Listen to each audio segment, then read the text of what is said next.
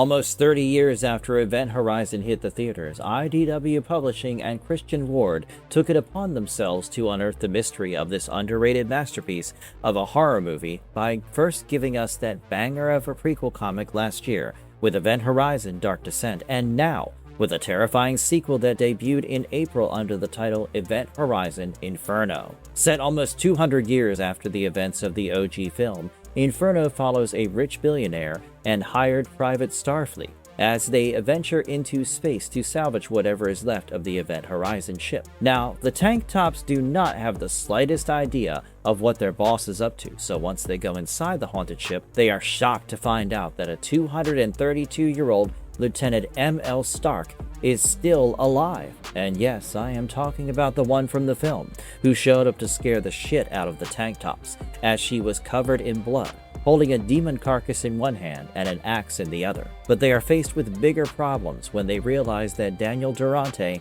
sent them in with a trauma bomb in the shape of his ex-wife, Skylar, who has been prepped to fuel the Event Horizon. Before you know it, we find out that the ship's gravity drive is still very much functional, which means it does not take long for the situation to get too horrifying too fast.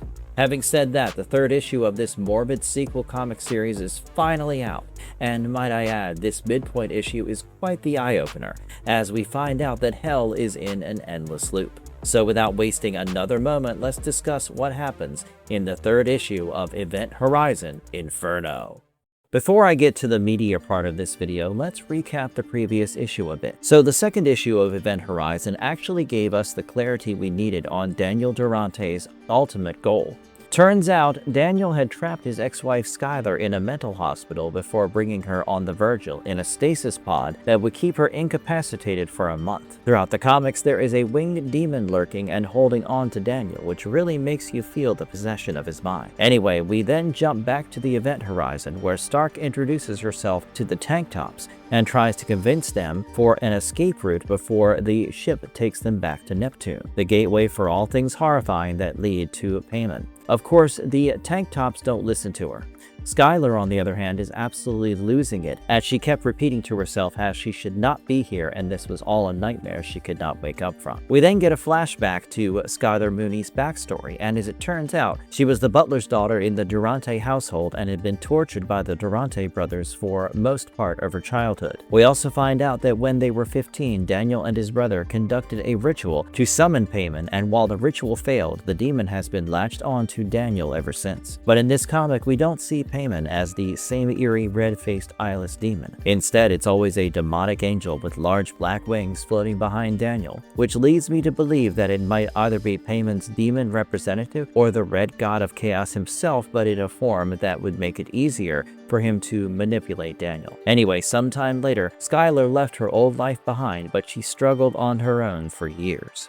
Even if it was not easy, she kept telling herself she was happy with her choice to leave that cushiony life behind. However, poverty often leads you to make choices that reluctantly leaves you trapped in another cage. After Benedict Durante killed himself, Skylar came across Daniel, who was now running the Durante corporations, and before you know it, Daniel charmed Skylar over. We see the demonic angel speaking to Skylar through Daniel by almost shoving his tongue to merge with Daniel's. Just like that, the two got married, as Skylar believed she finally found her happy ending. But one day she found a hidden room inside the house with a board that was full of demonic incantations connecting to photos of demonic beings. Apparently, everything in this research led Daniel to the same conclusion, which is that trauma is key, and in order to power up the Event Horizon to achieve immortality, he has to make a trauma battery. Before you know it, Daniel started convincing Skylar that she had demons in her head. He soon made her life a living hell by holding her captive and forcing her to swallow drugs. Skylar was then sent to live in isolation in a white padded room for over 11 years. Even then, the doctors struggled to hold her as she refused to stay caged and had developed a talent for escaping. The comic then cuts back to the present day, where the tension inside the Event Horizon escalates as the tank tops refuse to believe Starck as the last surviving member of the Lewis and Clark. But then all hell breaks loose when the ship starts feeding on Skylar's misery and trauma and wakes up in the process. The issue overwhelms us with a full-on attack from very, very gross and scary demons that's all veins, bones, and flesh. Before you know it, half of the tank tops are ripped apart by these monstrosities, and amidst all this chaos, all Skylar really does is repeat how she should not be here, while trying to fight the voice of her father in her head, asking her to know her place in the world and holding her responsible for leading herself to such a situation. We then see Starck lift her axe to take a swing at Skylar so she can no longer act as fuel to feed the ship. It was not personal, but for her it was the only solution. However, Skylar stops her as she remembers her talent for escaping and assures Starck that she can help them out. Well, that definitely stops Starck as she helps Skylar up and runs to find a way out of the ship along with Sergeant Rob Crowley, who seems to be the only surviving tank top at this point. By the end of the second issue of Event Horizon Inferno, Rob cries out to the Virgil ship for help, leading Annabelle to ask if they should intervene. But Daniel declines as they were all within collateral damage parameters, meaning they were supposed to be expendable as everything else is going absolutely according to plan. Now, the third issue of Event Horizon Inferno proves that hell is a constant loop, as we find out exactly how Starck has been alive for 232 years while being stuck inside a ship that is made out of nightmares. Through a monologue from Starck herself, it is revealed that the Event Horizon has exposed her to the worst kinds of horror over and over again. It has been going on for so long that Starck almost wished she still felt the horror of it all, especially because the boredom is worse than any other feeling. We get a whole page of her fighting all sorts of demons with very cool designs. Starck has always been a badass, but hacking multiple demons and beasts twice the size of her, that too with an axe, is a whole different ballgame. Because the Lieutenant does not have any personal demons of her own, the Event Horizon kept sending real demons to torment her. But Starck has been killing these things for what seems like an eternity, and so the ordeal is getting a bit too tedious for her. That is why at one point she let herself get eaten by one of the demons, as we see strong, jagged teeth biting her head off. As sad as it sounds, Starck was ready to try anything to shake things up a bit, just for something a little different. But of course the Event Horizon refused to let her die, and nor did it let her leave. Turns out the ship needed Starck alive in order for herself to stay alive,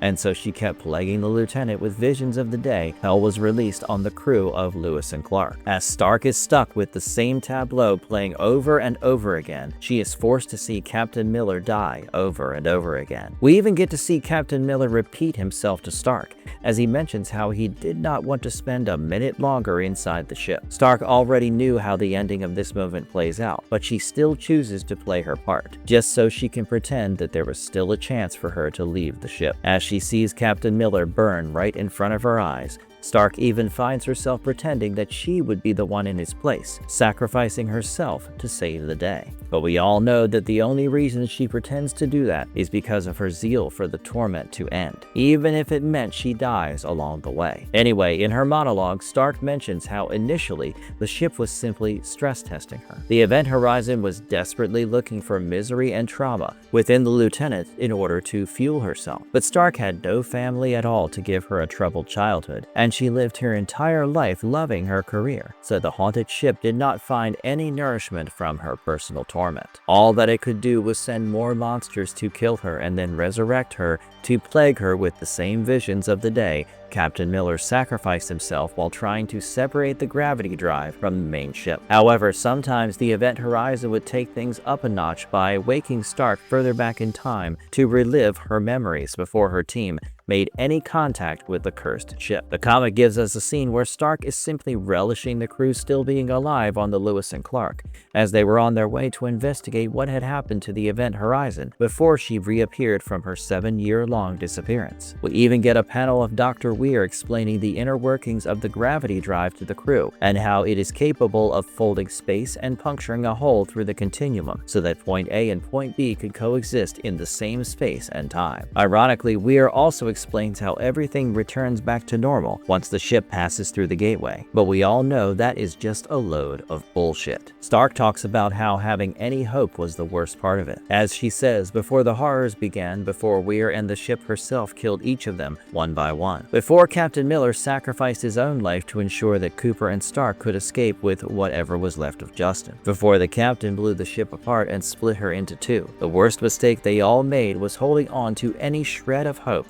of being able to leave the event horizon alive. Through the 200 years of mental and physical torment that the ship subjected her through, Dr. Weir always came back to haunt Starck like the spider on the web she was trapped in. Starck almost felt like the ship and Weir had banded together to mock her, as he showed up in places that he was not even supposed to be. We also find out what happened to Cooper, whose unfettered optimism initially made it difficult for him to accept that they were stuck in a loop of horror. Apparently, he was the first to try and leave the ship, and while he did get out, Cooper died while floating across the endless horizon of space. As Starck says, at least he was free, because even if his body remains somewhere frozen in space, he is no longer tethered to the event horizon. But after Cooper left, the ship made it hard for Starck to escape, as she would even go as far as to shift the geography of the ship. However, as the years progressed, the event horizon grew weaker as it no longer had fresh trauma to sustain it. And so both Starck and the ship fell into a sort of sleep,